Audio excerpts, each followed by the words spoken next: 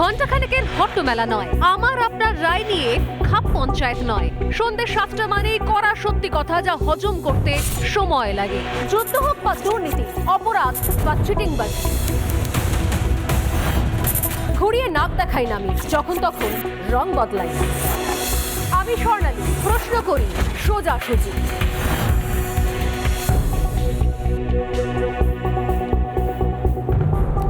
নমস্কার, দেখছি রিপাবলিক বাংলা, সঙ্গে রয়েছি আমি স্বর্ণালী, আর শুরু করছি সোজাসুজি স্বর্ণালী। আজকে সোজাসুজি সব থেকে বড় খবর এই মুহূর্তে, যেটা গোটা দেশ যে খবরে কোথাও সেলিব্রেট করছে, উচ্ছ্বাস উন্মাদনা চোখে ধরা পড়ছে, তা হলো নাগরিকের যে নাগরিকত্ব সংশোধনী যে আইন, অর্থাৎ সিএএ, সেই দীর্ঘদিন ধরে সংসদে পাশ হওয়ার পরও সেই আইন কার্যকর হওয়ার জন্য অপেক্ষায় দিন গুনছিলেন অনেক উদ্বাস্তু, অনেক শরণার্থী, কিন্তু শেষ পর্যন্ত ফাইনালি কার্যকর হলো সিএএ। এবং যেরকম জানতে পারা যাচ্ছে যে আজকে ইতিমধ্যেই শিলমোহর দেওয়া হলো এবং বিজ্ঞপ্তি জারি করা হয়েছে, এবং সেই বিজ্ঞপ্তি অনুযায়ী আগামীকাল থেকে লাগু হতে চলেছে সিএএ, অর্থাৎ নাগরিকত্ব সংশোধনী আইন। এখন প্রশ্ন হচ্ছে, এই সিএএ কি এবং কি বৃত্তান্ত এর? এই সিএএর জন্য সত্যি ভারতীয় নাগরিকদের ওপর কতটা প্রভাব পড়তে পারে?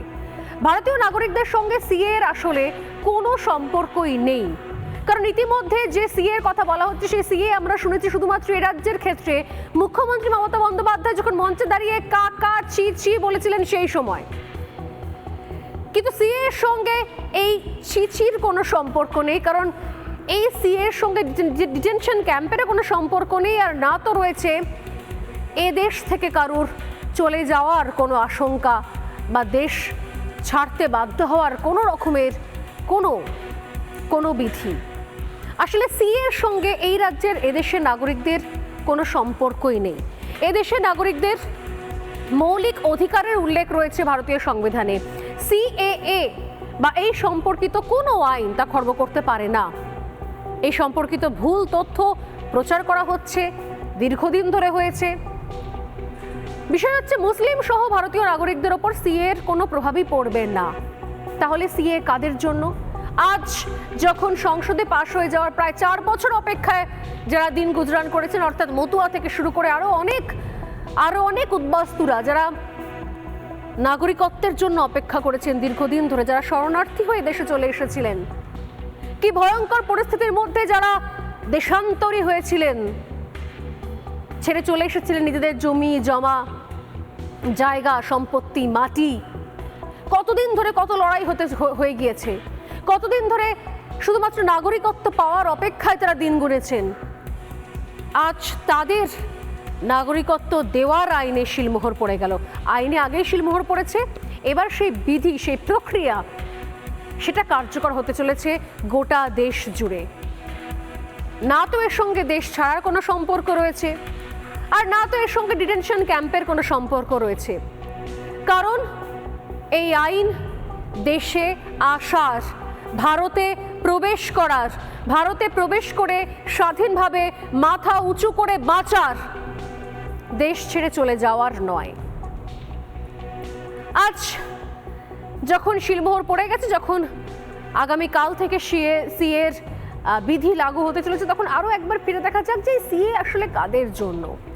2014 সালের 31শে ডিসেম্বরের পর ধর্মীয় কারণে পাকিস্তান, বাংলাদেশ এবং আফগানিস্তান থেকে বিতাড়িত হয়েছিলেন যে সমস্ত হিন্দু, শিখ, জৈন, বৌদ্ধ, পার্সি এবং খ্রিস্টান শরণার্থী, তাদের জন্য সিএএ।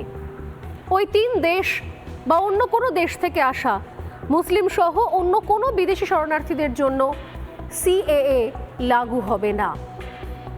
অর্থাৎ যারা ধর্মীয় কারণে দেশান্তরী হতে বাধ্য হয়েছেন, নিজের দেশ ছেড়ে চলে আসতে বাধ্য হয়েছেন, ভয়ঙ্কর অত্যাচারের সম্মুখীন হয়েছেন এবং নিজেদের ধর্মাচরণ করতে পারেননি তারা নিজেদের দেশে, শুধুমাত্র তাদের জন্য এই সিএএ। ওই 3 দেশ থেকে আসা হিন্দু, শিখ, জৈন, বৌদ্ধ, পার্সি এবং খ্রিস্টানদের কিভাবে সুবিধা হবে সিএএ থেকে?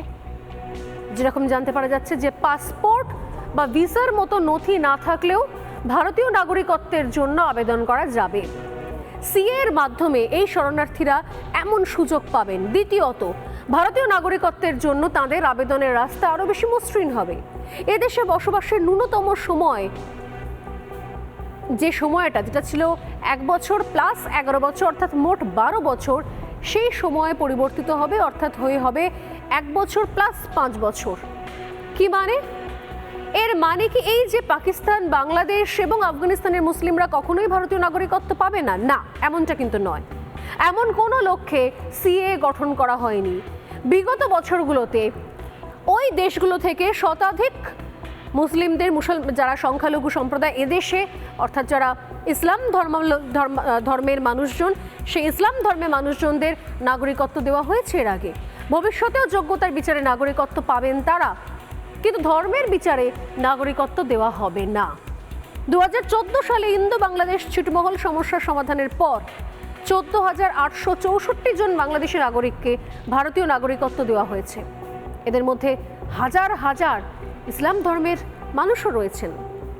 অতএব সব মিলিয়ে যে পরিমাণ কোথাও কনফিউশন তৈরি করা হয়েছিল, সেই কনফিউশনগুলো, অর্থাৎ বিশেষত এ রাজ্যের ক্ষেত্রে সেই সমস্ত ধোঁয়াশার অবসান বারবার করা হয়েছে, আরও একবার হচ্ছে। কিন্তু প্রশ্ন হচ্ছে, এই যে সিএ লাগু হয়ে গেল, কার্যকর হয়ে যাচ্ছে গোটা দেশে আগামীকাল থেকে, এখনো পর্যন্ত মানুষকে ভুল বোঝানোর চেষ্টা জারি রয়েছে।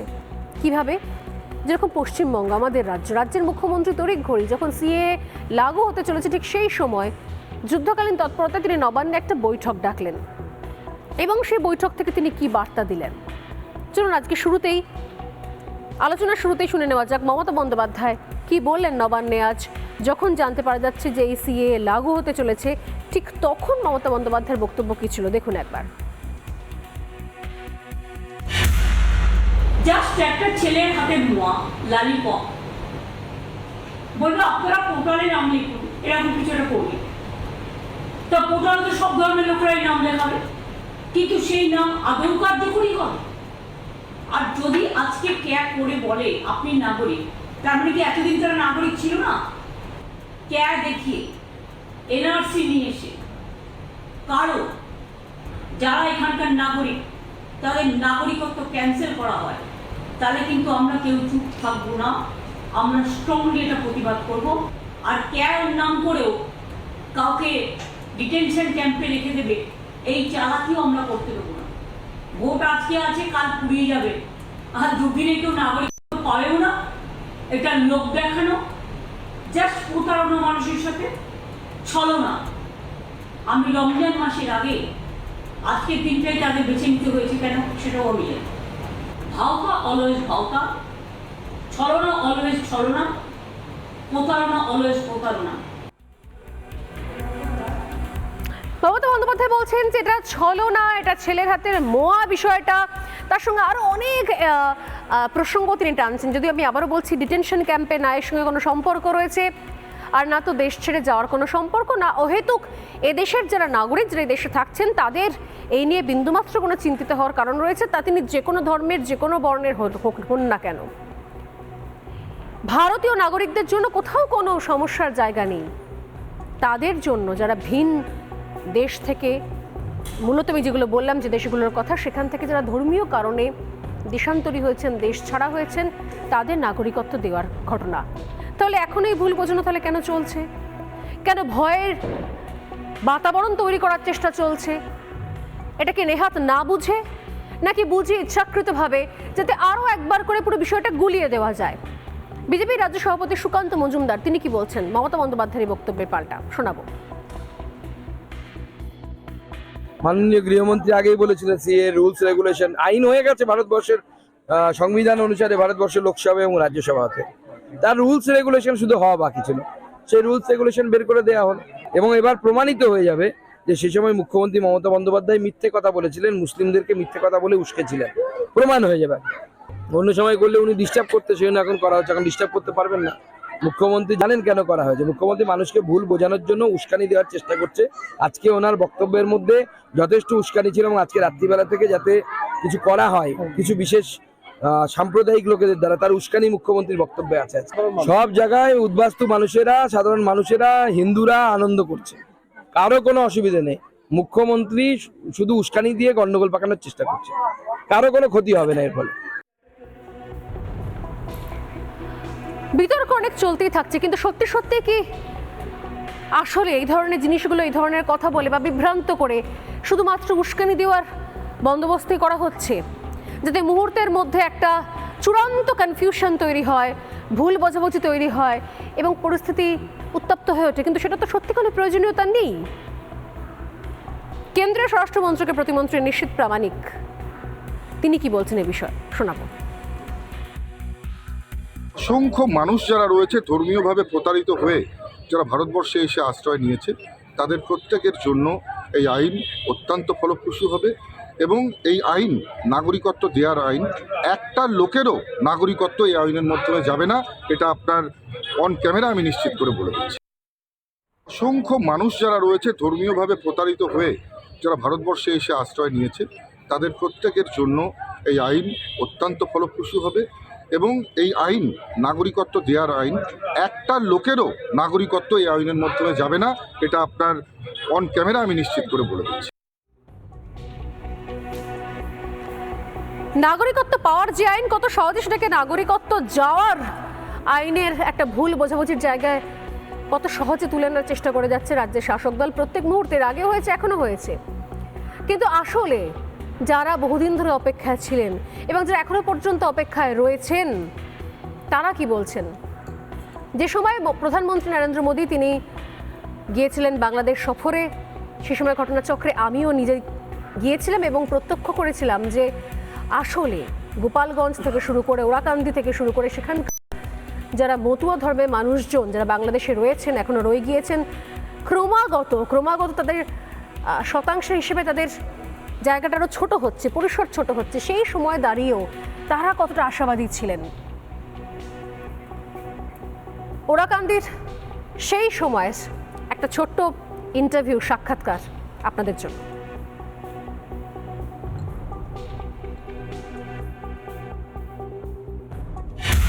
শুধুমাত্র স্কুল তো শুধু নয়, একই সঙ্গে তিনি বার্তা দিলেন যে এবার থেকে এপার বাংলার মতো ওপার বাংলার মতুয়ার মধ্যে কোনো পার্থক্য নেই। তিনি আছেন সব পারের জন্য এবং তিনি সব রকমভাবে চান যাতে এই মতুয়া সম্প্রদায়, মতুয়া ধর্মের মানুষজন তারা নিজেদের পরিচয় নিয়ে আর কোনো মানে কোনো কোনো ব্যাপারে কোনো অন্য কোনো মত দ্বিধা তাদের দরকার নাই।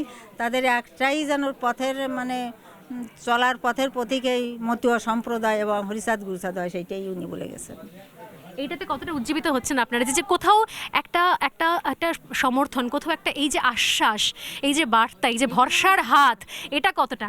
এটা হচ্ছে আমাদের একটা বড় পাওনা। উনি বলে গেছেন, ওনাই বলেছিলেন, মানে সবাই বলেছিলেন যে আমরা মোদিজির কাছে কি চাই। মোদিজি যে আমাদের এখানে আসছেন এতে আমরা ধন্য, কৃতজ্ঞ এবং গর্বিত যে উনি এখানে আসছেন। ওনার আমাদের কোনো চাওয়া পাওয়া নাই ওনার কাছে। উনি সুস্থ থাকুন, ভালো থাকুন, দীর্ঘজীবী হোক, সুখময় শান্তিময় ওনার জীবন হোক, ওনার চলার পথ সুঠম সুগম হোক, এটাই আমরা চাই।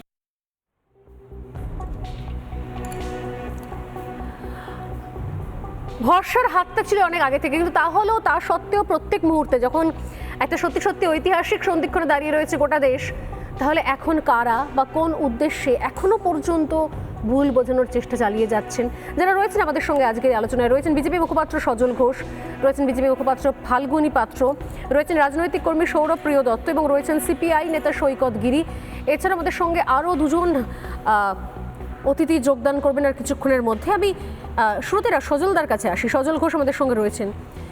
বারবার যখনই সিএ নিয়ে প্রসঙ্গ উঠেছে সজলদা, তখনই বলা হয়েছে রাজ্যের তরফ থেকে এবার সবাইকে চলে যেতে হবে, কাগজ দেখাতে হবে, বের করে দেওয়া হবে, বিজেপি আসলে এই হবে, ওই হবে, সেই হবে।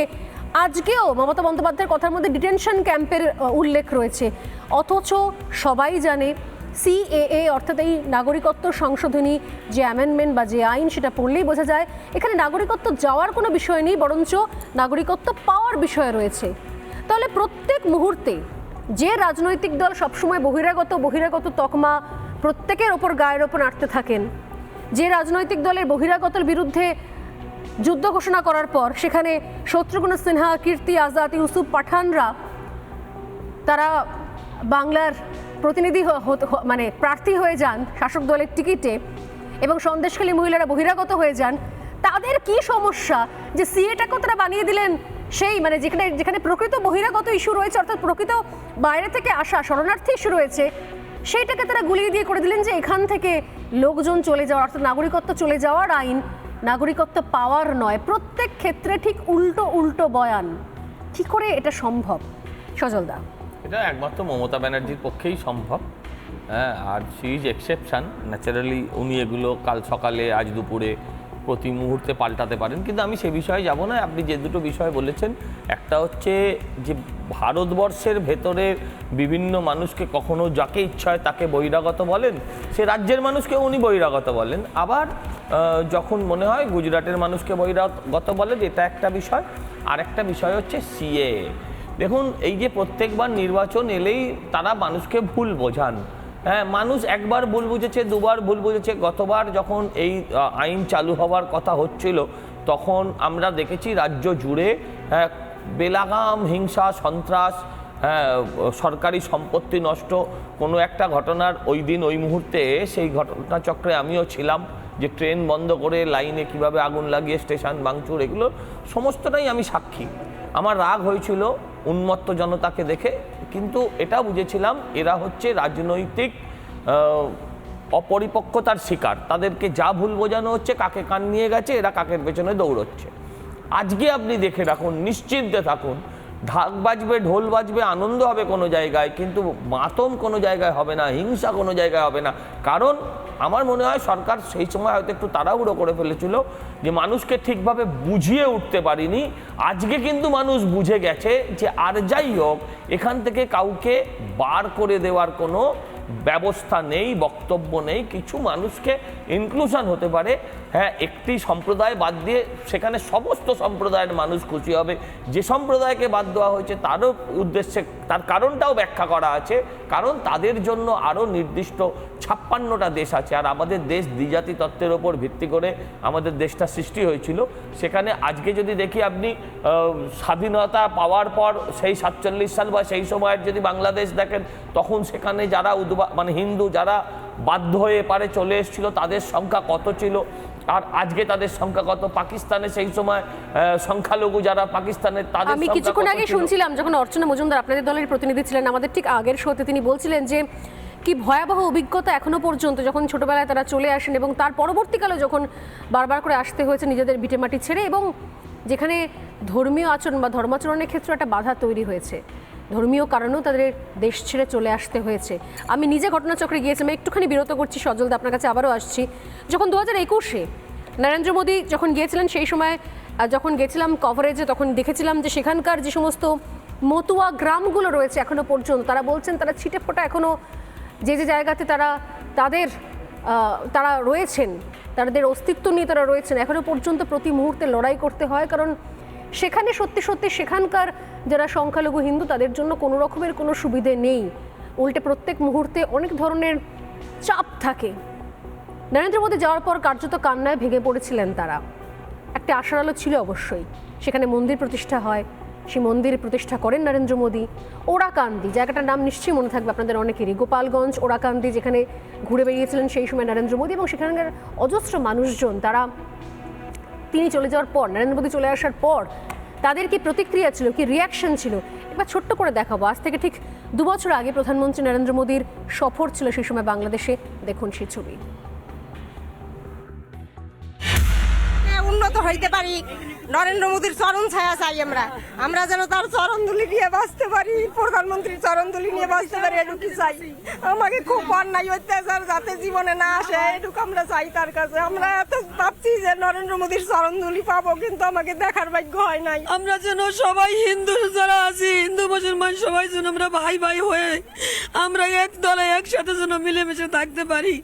কেউ চায় না যে আমরা জন্মভূমি থেকে আমরা অন্য রাষ্ট্রে চলে যাই, কেউ চায় না, কিন্তু আমরা শুধু অনেক কষ্টের জন্য আমরা কতজনে চলে যাই এই দেশ থেকে অন্য দেশে।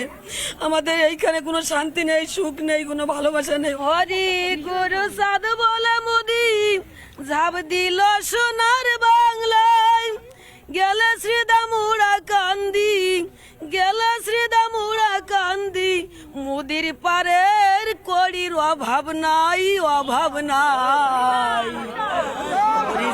রেল গাড়িতে সরবি কে আয় হরিষাদের রেলগাড়িতে সরবি কে আয়।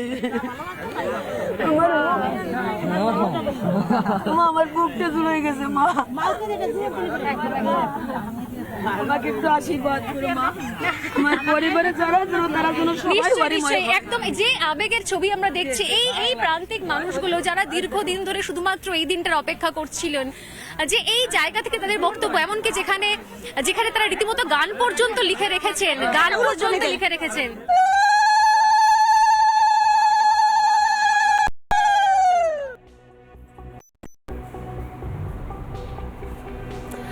যাদের কথা বলছি আরো দুজন এই মুহূর্তে আমাদের সঙ্গে যোগদান করেছেন বিধায়ক অম্বিকা রায় এই মুহূর্তে আমাদের সঙ্গে রয়েছেন, এবং রয়েছেন সিনিয়র জার্নালিস্ট রক্তিম দাস, বিশিষ্ট সাংবাদিক রক্তিম দাস আমাদের সঙ্গে যোগদান করেছেন। দুজনকেই স্বাগত রিপাবলিক বাংলা এবং সোজাসুজি স্বর্ণালীতে। আমি আসবো শুরুতেই রক্তিমবাবু আপনার কাছে। দীর্ঘদিন ধরে শুধুমাত্র সাংবাদিকতা নয়, একই সঙ্গে এই আন্দোলন, এই মুভমেন্টের সঙ্গে আপনি ভীষণ রকমভাবে ওতপ্রোতভাবে জড়িয়েছিলেন। আজকের দিনটা আপনাদের জন্য কতটা আনন্দের, কতটা খুশির? কি বলবো, মানে আমি ভাষা হারিয়ে ফেলেছি। অত্যন্ত আনন্দিত আমি আজকের দিনে, কারণ আমি একটা উদ্বাস্তু পরিবারের সন্তান হিসাবে আজকের এই দিন আমার কাছে সত্যিই খুব আনন্দের। আমি উদ্বাস্তু আন্দোলন করতে গিয়ে বিশেষ করে অম্বিকাদার আমি গোটা ভারতবর্ষের সর্বত্র ঘুরে বেরিয়েছি, যেখানে প্রত্যন্ত জায়গায় উদ্বাস্তুদের শরণার্থীদের ক্যাম্পগুলো ছিল, এবং সেখানে মানুষের যে দুঃখ দুর্দশা দেখেছি, সেই দুঃখ দুর্দশার একটাই প্রতিকার ছিল, সেটা হচ্ছে নাগরিকত্ব। সেই নাগরিকত্ব আজকে নরেন্দ্র মোদী সরকার যেভাবে দিলেন, এটা একমাত্র বিজেপিই পারে যে হিন্দু বাঙালির যে সম্মান তাকে ফিরিয়ে দিতে। আমি এর সঙ্গে সঙ্গে আরেকটা জিনিস চাই, সেটা হচ্ছে যে 2014 পর্যন্ত বলা হয়েছে, তারপরেও অনেক মানুষ কিন্তু এখানে এদেশে এসছেন, তাদেরকেও যদি নাগরিকত্ব দেওয়ার একটা প্রচেষ্টা এখন থেকেই ভাবা হয়। কারণ হিন্দু বাঙালিদের আশ্রয়স্থল, যেটা শ্যামাপ্রসাদ করে গেছিলেন, হিন্দু বাঙালির একটা নিজস্ব হোমল্যান্ড, সেই হোমল্যান্ড ছাড়া তারা কোথায় থাকবেন? এটাই তাদের আশ্রয়স্থল, এবং সেই আশ্রয়স্থলে যেন তাদেরকে জায়গা দেওয়া হয়।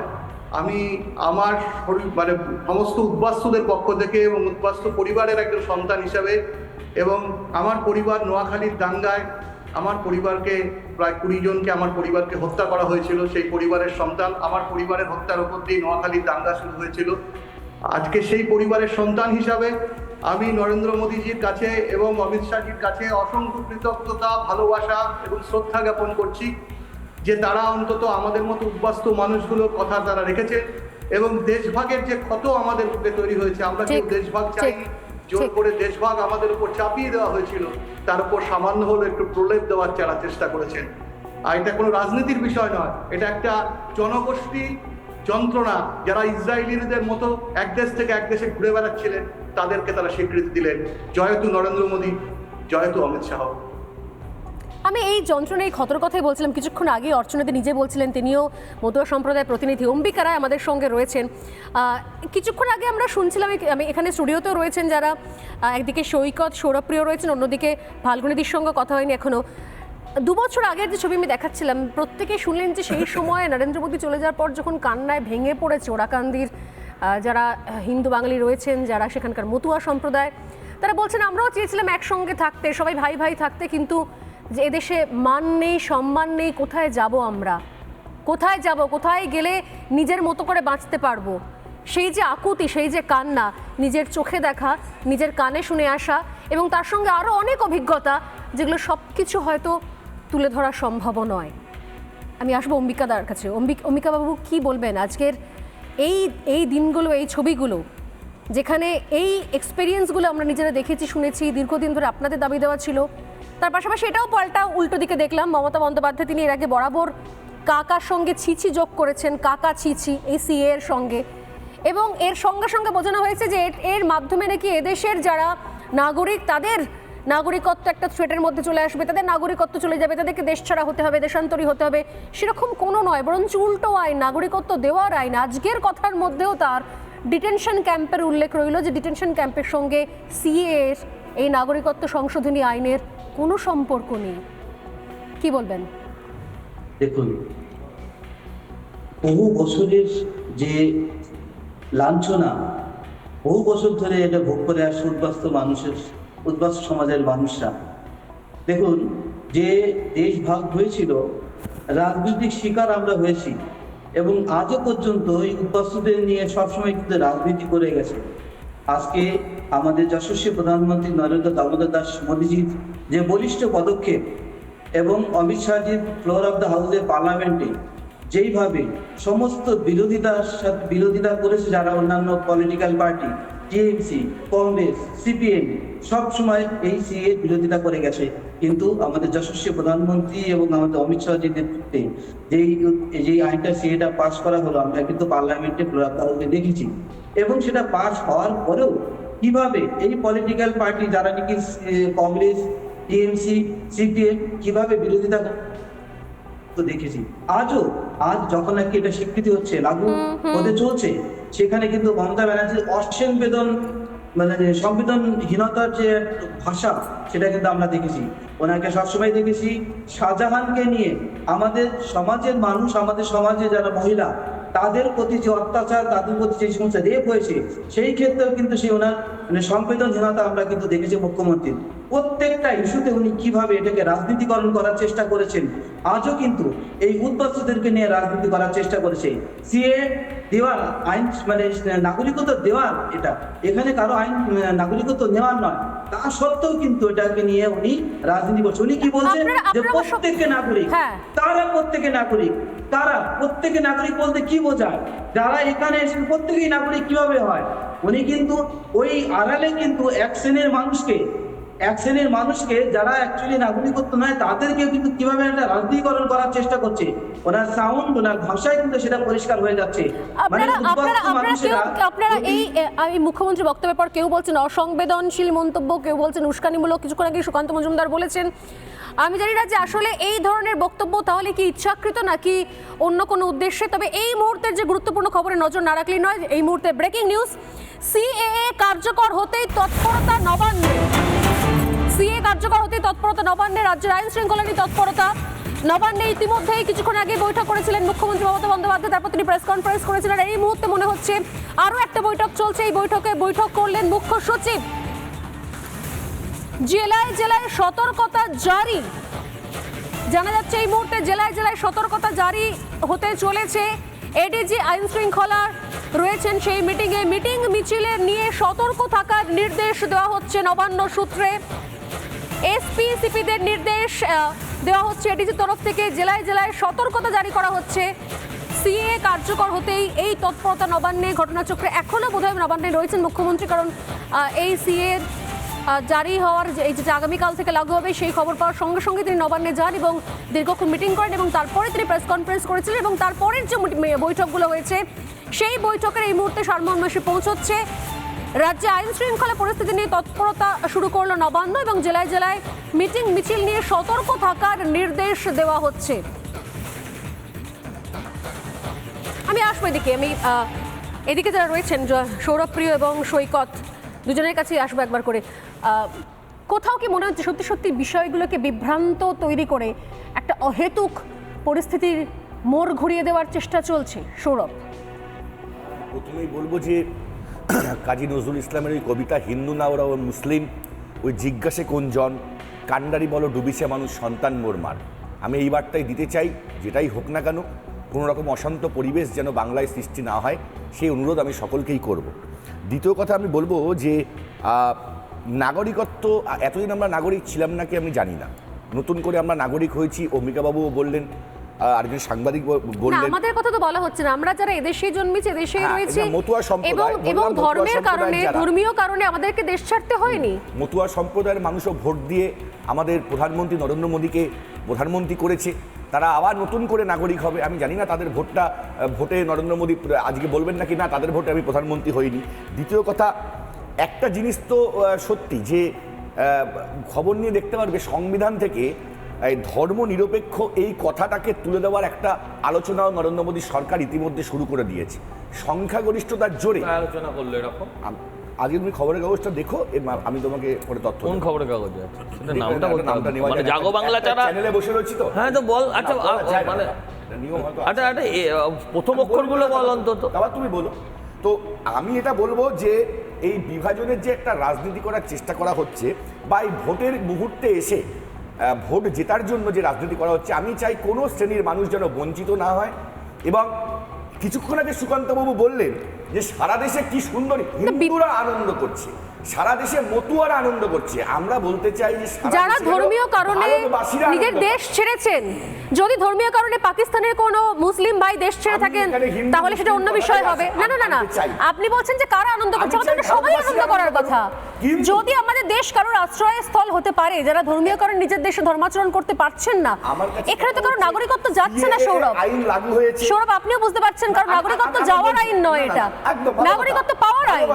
কিন্তু অথচ এরা যে শাসক দল এখনো ভুল বুঝিয়ে যাচ্ছে, এখনো ভুল বুঝিয়ে যাচ্ছেন। একটু উত্তর নির্বাচন করে ফাল্গুনি দিন, আমি সবার কাছে আসবো, সময় খুব অল্প পাওয়ার জন্য এখন আমাদের সরকারের ব্যক্তিগত দলিল সবকিছু সরকার সমস্ত তথ্য নিয়ে নেবে মানুষের। এই রাজনীতিটা বন্ধ হওয়া উচিত। না না, আমার মনে হচ্ছে আপনি গুলোচ্ছেন, আপনি আবার গুলিয়ে ফেলছেন মনে হচ্ছে, একটু কনফিউশন হচ্ছে। একটা বিষয় হচ্ছে উনি বলছেন নাগরিক, যদি নাগরিকই হয় তাহলে এখনো পাসপোর্ট ভিসা করতে গেলে কেন দলিল চাওয়া হয়, কবে আপনি এসেছেন এটা কেন বলা হয়, এই আইনটা কেন আপনারা তুলে দিতে পারলেন না? যদি এটা আইনই হয়ে থাকে, এটা যদি দরকারি না হয় যে শুধু ভোটার আই কার্ড এবং আধার কার্ড দেখালেই সে এখানকার নাগরিক, তাহলে কেন পাসপোর্ট ভিসা করতে গেলে আপনারা কাগজ চান, কত সালে এসেছেন, কোথা থেকে? আমি দেখতে পাচ্ছি এক সেকেন্ড অম্বিকা হাত তুলছেন। করেছেন এটা মোদিজির গ্যারান্টি, মোদিজি দিয়েছিলেন। দেখুন আজকে আপনাদের প্রশ্ন করা উচিত কেন আজকে হিন্দু মুসলমান আসছে, কারণ এই দেশে কংগ্রেস দ্বিজাতি তত্ত্বের ভিত্তিতে এই দেশটাকে ভাগ করেছিল। এই আফগানিস্তান, পাকিস্তান, বাংলাদেশ ভারতবর্ষের মধ্যে ছিল, তারা ভারতবর্ষের নাগরিক, কিন্তু তারা এই দেশ ভাগের কারণে, দ্বিজাতি তত্ত্বের কারণে, যেহেতু দেশ ভাগ হয়ে গেছে, তারা অন্য জায়গায় চলে যাওয়ার জন্য এখানে যারা হিন্দুরা আছে, যারা শিখ, খ্রিস্টান, পার্সি, বৌদ্ধিস্ট সমস্ত যারা রয়েছে, তারা যারা ধর্মের কারণে নিপীড়িত হচ্ছেন, তারা যারা এদেশে, আমি তো এখনো শুনলাম নাগরিকত্ব রক্তিম দাস ছিলেন কিছুক্ষণ আগে, তিনি বলছেন যে এখনো সেই অবস্থা চলছে। হাত তুলছেন অম্বিকার, আমি একটা উত্তর নিইনি, খুব সংক্ষেপে সবার কাছে আসছি। সৈকত, আমি আসছি আপনার কাছে। অম্বিকা রায়, দেখুন এই অ্যামেন্ডমেন্টের পার্টটাকে কিভাবে ভুল বোঝাচ্ছে। অ্যামেন্ডমেন্ট হচ্ছে 1971-এর পরে যারা নাকি উদ্বাস্তুরা ধর্মীয় কারণে ওখানে থাকতে পারেনি, মাইনরিটিরা যারা এখানে চলে এসছে, তাদের ক্ষেত্রে এই আইনটাকে অ্যামেন্ডমেন্ট করা হয়েছে, তাদেরকে নাগরিকত্ব দেওয়ার প্রশ্ন। এখানে সবার প্রশ্ন আসছে না, এখানে মিসগাইড করছে। যারা as per the citizenship amendment, as per the citizenship act, যেটা এক্সিস্টিং অ্যাক্ট ছিল, সেই অনুযায়ী 71-এর পরে যারা আসছে তারা অ্যাকচুয়ালি ধর্মীয় নয়। এবং তারা তো ভোটার আই কার্ড নিয়ে ভোটটা দিয়েছে দাদা, আমরা সেটা বলছি। তারা তো ভোটার আই কার্ড নিয়ে একদিন ভোট দিয়েছে, তারা নাগরিক বলেই তো ভোটটা দিয়েছে। এক এক করে জানতে চাইছি। হ্যাঁ, আমরা সবাই শুনছি, আপনার কথা শুনলাম, উত্তরটা নিয়ে নিও না। শুনবে না শুনেই হচ্ছে না, সবাই শুনবেন, আপনি বলুন। দেখুন এখানে যারা নাকি ভোটার আই কার্ডের কথা উনি বলছে, ওনার পুলিশ মেশিনারি কি বলছে, যার যদি কাস্ট সার্টিফিকেট নিতে চান বলবেন 71-এর আগে ডকুমেন্ট চাই। আপনি গাইডলাইন্সটা করেন, ওয়েস্ট বেঙ্গল গভর্নমেন্টের গাইডলাইন দেখুন। আপনার ওয়েস্ট বেঙ্গল গভর্নমেন্টের গাইডলাইন্স হচ্ছে যদি পাসপোর্ট আপনি নিতে যান, পাসপোর্ট নিতে গেলেও কিন্তু এখানে 71-এর আগে ডকুমেন্ট চাই। ভোটার আইডি কার্ড পাওয়া মানে ভোটার আইডি কার্ড থাকার সঙ্গে সঙ্গে শুধুমাত্র নাগরিকত্ব পাওয়া হচ্ছে এমন বিষয়টা নয়। যদিও বিজেপি প্রেস কনফারেন্সের দিকে নজর রাখবো। সংক্ষেপে একবার সৈকতের বক্তব্য শুনে নেব একবার। সৈকত, না, আমি বলছি দেখুন, বিজেপির এই এনআরসি এনপিআরসি এর বিরোধিতা আমরা বামপন্থীরা প্রথম থেকে আজ অবধি করছে, এটা নিয়ে আমাদের বিরোধিতা থাকবে। এক সেকেন্ড দিদি, আরে দিদি একটু আরে আমার বক্তব্য হচ্ছে যে এই ক্ষেত্রে দাদা আপনি বলেছেন শুনে নিন।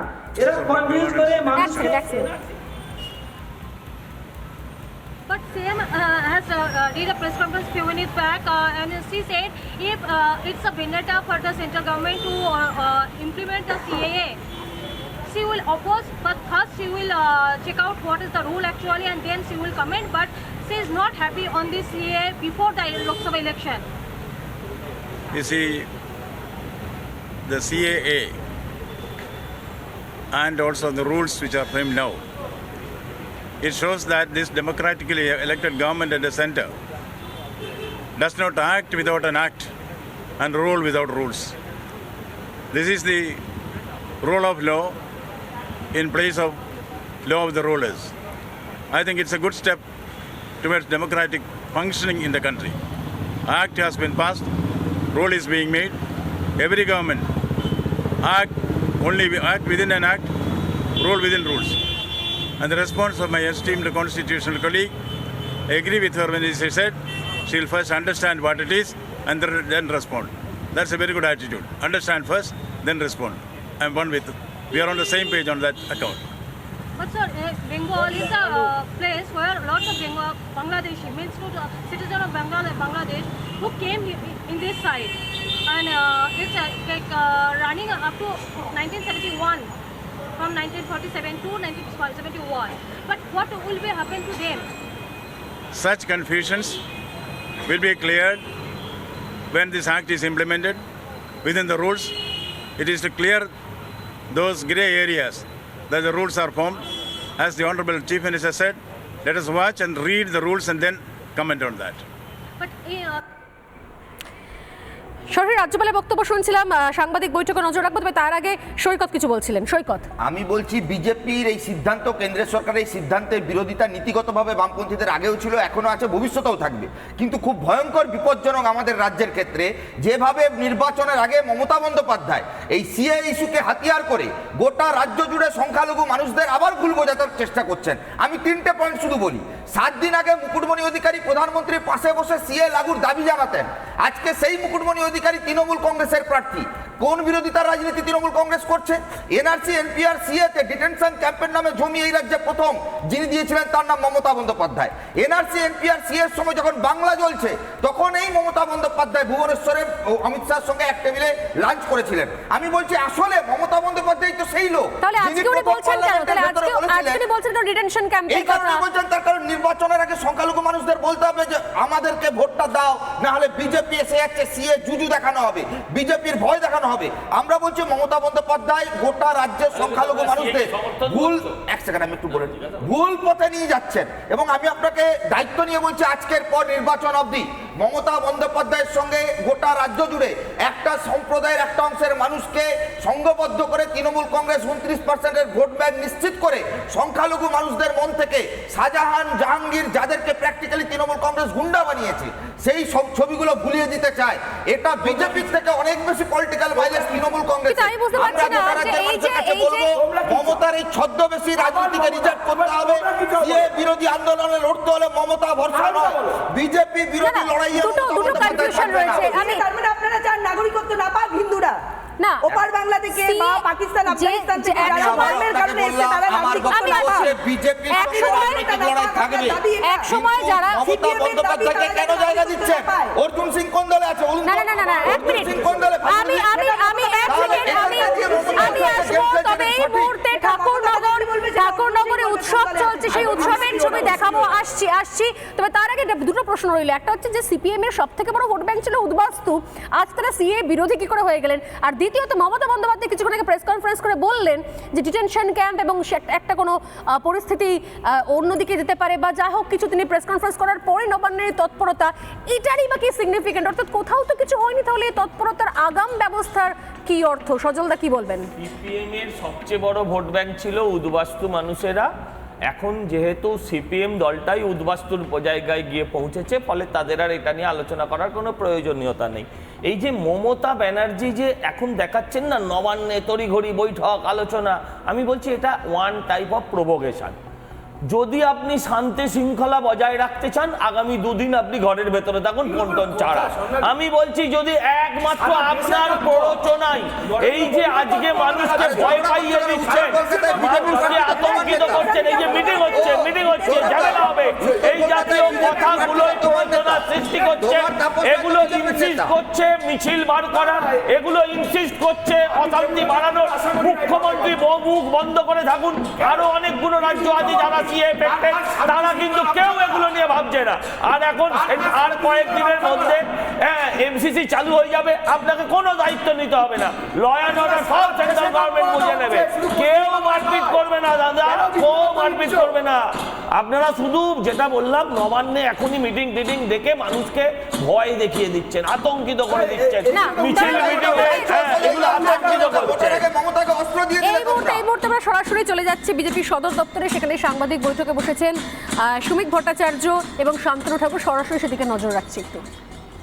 ধর্মশালা নয় যে যখন খুশি ঢুকে পড়বেন আর সেখানে তারা চলে আসবেন, এটা কোনো ধর্মশালা নয়। তাই ভারতীয় মুসলমানদের স্বার্থে, যারা এই দেশকে নাপাক বলে, এই দেশকে দারুল হার যুদ্ধভূমি বলে এদেশ ছেড়ে চলে যাননি, তাদের স্বার্থে এবং ওখান থেকে আসা হিন্দু, বৌদ্ধ, জৈন, শিখ, খ্রিস্টান, পার্সি উদ্বাস্তুদের স্বার্থে আজকে সিএ এর প্রয়োজন আছে। সিএ লাগু হচ্ছে, সিএ লাগু হবে, আমাদের প্রতিশ্রুতি মতো লাগু হচ্ছে। নরেন্দ্র মোদীর গ্যারান্টি, মানে গ্যারান্টি পুরো হওয়ার, প্রতিষ্ঠা করবার গ্যারান্টি, সেই গ্যারান্টি নিয়ে আজকে হচ্ছে। এরপরে যা বলার, আমাদের মাননীয় জাহাজ এবং জলপথ পরিবহন মন্ত্রী শ্রী শান্তনু ঠাকুর, যাদের প্রত্যেকটা, যারা দীর্ঘদিন ধরে আজকে এই সিএর আন্দোলন, সিএর দাবি নিয়ে মানুষের কাছে যারা পৌঁছেছেন, তাদেরও আজকে স্বপ্ন পূরণের দিন। আজকের দিন আনন্দের দিন, উচ্ছ্বাসের দিন। আজকের দিন ভারতীয় জাতীয়তাবাদকে, ভারতের আত্মপরিচয়কে উদ্বাস্তু ছাপ মাথায় না নিয়ে সব দেশবাসীর সঙ্গে সম্পৃক্ত হয়ে থাকার দিন। এরপরে যা বলবেন শান্তনু ঠাকুর বলবেন। তার আগে 3 পুরুষের লড়াইয়ের পর আজকের এই খুশির দিনে শান্তনুদাকে আমরা মিষ্টি মুখ করাবো।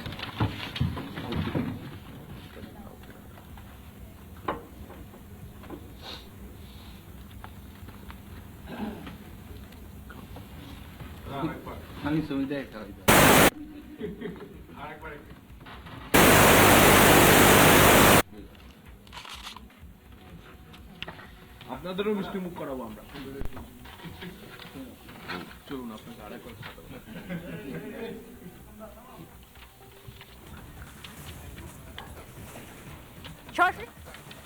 রাজ্য দপ্তরের ছবি দেখলাম, সেখানে মিষ্টিমুখ চলছে, উপস্থিত রয়েছেন শান্তনু ঠাকুর, সুমিত ভট্টাচার্যের পাশাপাশি আহিরটোলা ঘাটের ছবি, সেখানেও শুনবো কি ছবি। সেখানে প্রতীক্ষার অবসান আহিরটোলার ঘাটে, সেখানে উৎসবের মেজাজ চলছে আহিরটোলা ঘাটে, সেই ছবিও দেখছি। পাশাপাশি ঠাকুরনগরেও চলছে উৎসব, সেখানেও চলছে উৎসবের ছবি।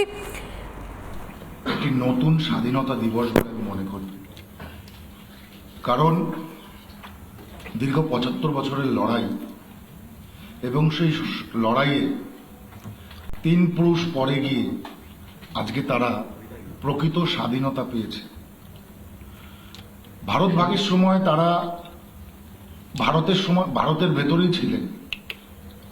কিছু পলিটিক্যাল লোকের চক্রান্তে তারা পূর্ব পাকিস্তানি হয়ে গেছিলেন। তারা কিন্তু ভারতবর্ষে থাকতে চেয়েছিলেন, কিন্তু পলিটিক্যাল কনস্পিরেসির কারণে তাদেরকে সেখানেই থেকে যেতে হয়েছে। পরবর্তীতে তারা আর ভারতবর্ষের আঙিনাতে এসে উপস্থিত হতে পারেন। বিভিন্ন সময় দেখেছি যে উদ্বাস্তুরা ভারতবর্ষে ঢুকেছে এবং ভারতবর্ষে ঢুকে তারা বিভিন্ন প্রান্তে, যেটা প্রত্যন্ত গ্রাম, যেখানে গিয়ে লাইট পোস্ট, ল্যাম্প পোস্ট শেষ হয়েছে, তারপরে গিয়ে তারা থাকছে, রেল লাইনের পাড়ে গিয়ে তারা থাকছে। কেন? ভারতের যে এই ক্যাটাগরিক্যাল যে সিটিজেনশিপ ছিল, এই category, B category, C category, সেটা আজকে সমাপ্ত। এবং সেটা সমাপ্ত শুধু হয়নি, ভারতবর্ষে এই উদ্বাস্তু সম্প্রদায়ের মানুষরা যারা পাসপোর্ট করতে যেত, তাদের কাছে 71 সালের আগের দলিল চাওয়া হতো, DIB inquiry, passport inquiry act, সেটা আজকে সমাপ্ত হয়েছে। আজকে জিআরপির মাধ্যমে বিভিন্নভাবে তারা বাংলাদেশি, পাকিস্তানি বলে তারা হ্যারাসমেন্ট হয়েছে। আজকে সেটা সম্ভব হয়েছে, সম্পন্ন করা শেষ হয়েছে মাননীয় প্রধানমন্ত্রীজির ইচ্ছা, মাননীয় গৃহমন্ত্রীজির প্রচেষ্টার মাধ্যমে। আজকে একটা ঐতিহাসিক দিন, যে ঐতিহাসিক দিনে এমনই একটা সন্ধিক্ষণ, যে সন্ধিক্ষণে আমি এই আজকে প্রেস কনফারেন্সে থাকতে পেরে নিজেকে সত্যি ধন্য মনে করছি। এবং আমার জীবিত দশাতে এটা সম্পন্ন হয়েছে।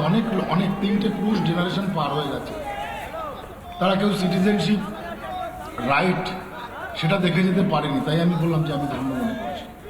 একটা ইতিহাস অজানা ইতিহাসকে আমি আজকে তুলে ধরতে চাই। 1946-এ স্বর্গীয় প্রমথরঞ্জন ঠাকুর, যিনি অল ইন্ডিয়া মতুয়া মহাসংঘ প্রতিষ্ঠা করেছিলেন, 1946-এ কনস্টিটিউন্ট অ্যাসেম্বলি অফ ইন্ডিয়ার মেম্বার ছিলেন। যখন ভারতবর্ষে ভাগের রেজুলেশন চলছিল, তৈরি হচ্ছিল, তখন উনি জওহরলাল নেহরুকে চিঠি পাঠিয়েছিলেন যে ফরিদপুর, বাখরগঞ্জ, খুলনা যেহেতু হিন্দু অধ্যুষিত এলাকা, এটাকে ভারতবর্ষের ভেতরে নেওয়া উচিত। কিন্তু দেখা গেল জওহরলাল নেহরুর সমীক্ষা করার জন্য উনি এখানে এসেছিলেন, কিন্তু উনি সেন্ট্রালের কনস্টিটিউন্ট অ্যাসেম্বলি অফ ইন্ডিয়াতে যে রেজলিউশন তৈরি, তাতে উনি লিখিতেও দিয়েছিলেন যে এটা ওয়াটার ল্যান্ড, এটা ইন্ডিয়ার দরকার। তখনকার দিনে প্রায় 25 লক্ষ মানুষ ডিপ্রাইভ হয়েছিলেন ভারতবর্ষে।